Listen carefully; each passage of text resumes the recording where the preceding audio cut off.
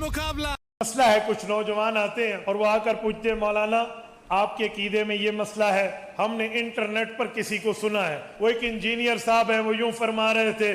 دعوی نبوت نہیں ہے چشتی رسول اللہ پڑھوانا شتی ہاتھ کے نام کے اوپر, اشرف علی تھانوی رسول اللہ کلمے کو انڈورس کرنا, جی ان کے ماننے والے تو جی یہ کلمہ نہیں پڑھتے. سرکار اس بات کو چھوڑ دیں, ماننے والے پڑھتے ہیں یا نہیں پڑھتے, وہ تو آپ قادیانیوں کے پاس بھی چلے جائیں نا, وہ بھی کہتے ہیں ہم رسول اللہ کو آخری نبی مانتے ہیں, لیکن ہم کہتے ہیں آپ نے ویسے ماننا ہے جس طرح قرآن و سنت میں آیا ہے, آپ کی انٹرپریٹیشن نہیں ہم مانیں گے. تو جو چشتی رسول اللہ اور اشرف علی تھانوی رسول اللہ کلمے کا دفاع کر رہے ہیں گویا وہ اس کے ماننے والے ہیں.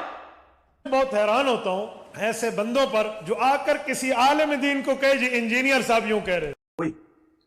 میاں ہاں. اچھا جب ہم یہ بات کریں تو لوگ کہتے ہیں مولویوں کی میراث ہے علم, کوئی اور نہیں پڑھ سکتا. بھائی پڑھ سکتا ہے, کس نے کہا نہیں پڑھ سکتا؟ سمجھ رہے ہو؟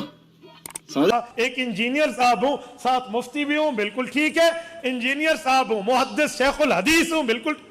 اس طرح کے وسوسے پہلے بھی کافی علماء نے, وہ جی دیکھیں جی ڈاکٹری کا مسئلہ ہوگا ہم ڈاکٹر سے جا کے پوچھیں گے, انجینئرنگ کا مسئلہ ہوگا انجینئر سے جا کے پوچھیں گے, اس طرح کی پھر آپ کو مثالیں دیں گے.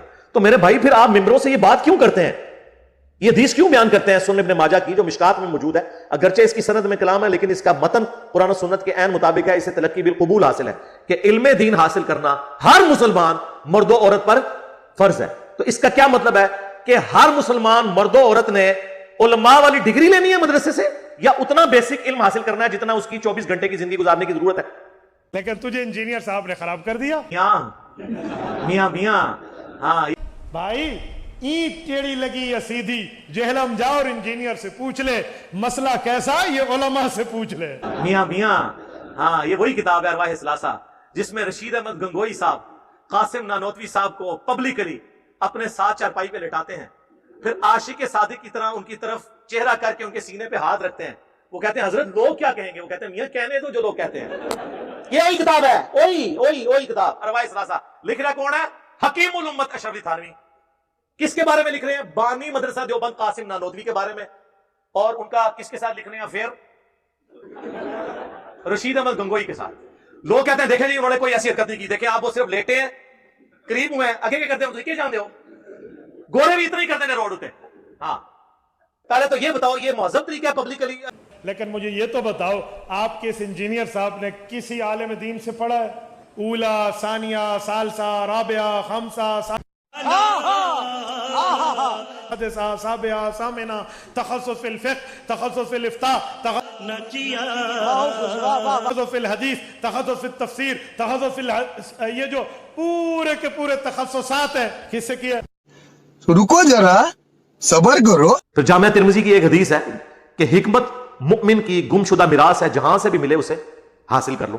اور علم سے مراد صرف حنفی بریلوی ڈگری, ہاں نہیں صرف حنفی دیوبندی ڈگری, نہیں صرف اہل حدیث کی ڈگری, نہیں یہ تو سارے 8 سال کے قم یونیورسٹی ایران کی 17 سال کی شیعہ کی ڈگری, اے تہاڈی ڈگریاں دی اوقات ہے.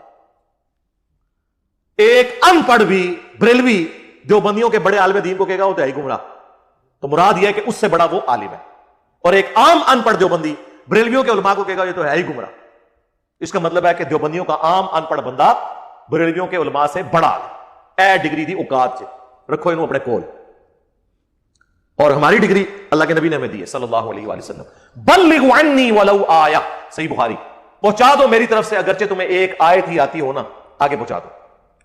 اس کے بعد کس ڈگری کی ضرورت ہے؟ اور سرکار یہ آپ کیوں روند مار رہے ہیں؟ ہم کب کہتے ہیں کہ علماء سے نہ پوچھے؟ ہم ہی تو ہیں جو کہتے ہیں پوچھو مولویوں کو کتنے لکھے. ہاں وہ کہتے نہیں اگلا جملہ نہ بولو, بس ایک پوچھو کہ انجینئرنگ سیکھنے کے لیے آپ کو انجینئرنگ کالج میں داخلہ لینا پڑتا ہے, میڈیکل سیکھنے کے لیے بیالوجی میں ٹاپ کر کے میڈیکل کوالیفائیڈ سے آپ کو پڑھنا پڑتا ہے, پھر آپ ڈاکٹر بنتے ہیں.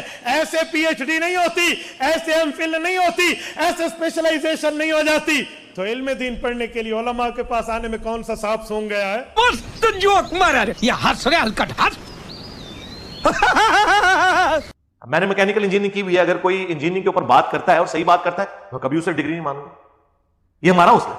مولوی سے پوچھ لیں کہ اگر تو اپنے گھر کا ایئر کنڈیشن لگوا رہا ہو और एसी का जो इनर यूनिट है ये थोड़ा सा टेढ़ा लग जाए और देखने में नजर भी आ रहा हो, तो तुम कारीगर को ये नहीं कहते हो कि यार इसे जरा सीधा करके लगाओ, और आगे से अगर वो कारीगर के तेरे पास तो डिग्री नहीं है, फील्ड तो मेरी है, हाँ तो आटी कहना चाहिए ना।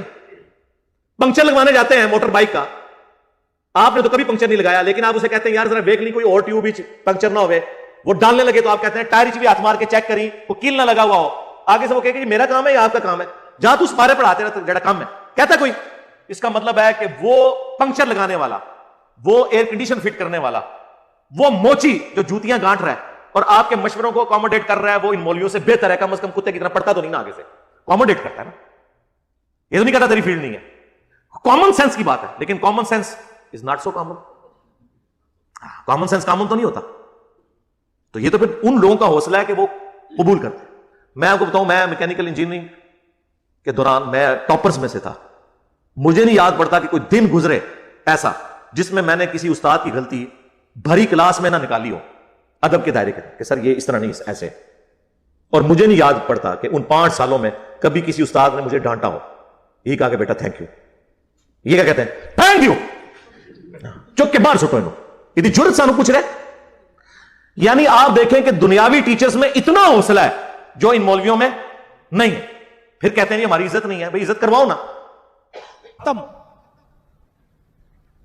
Bye bye, Tata, good bye, गया।